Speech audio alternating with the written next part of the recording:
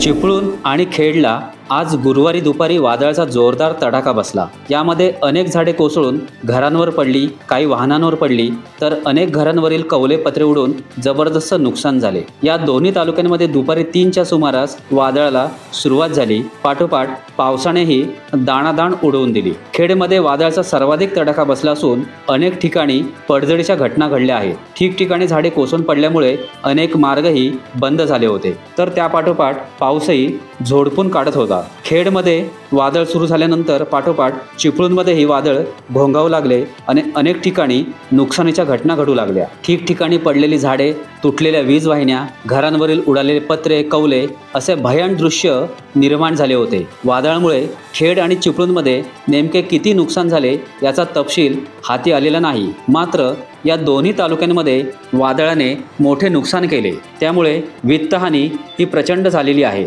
वादळ आणि जोरदार पावसाचे तासभर धुमशान झाल्यानंतर वातावरण निवळले, मात्र तोपर्यंत खेडमध्ये आणि चिपळूणमध्ये ठिकठिकाणी नुकसानीच्या घटना घडलेल्या होत्या। अनेक झाडे वाहनांवरही कोसळून पडली, त्यामुळे वाहनांचे जबर नुकसान झाले। वादळ शांत झाल्यानंतर प्रशासनाने परिस्थिती सुरळीत करण्यासाठी ताबडतोब उपाययोजना सुरू केल्या। नागरिकही घरामधून बाहेर पडू लागले आणि ठिकठिकाणी रस्त्यावर पडलेले झाड हटवून मार्ग मोकळा केला जात होता। चिपळूण आणि खेडप्रमाणे महाडलाही पावसाने झोडपून काढले।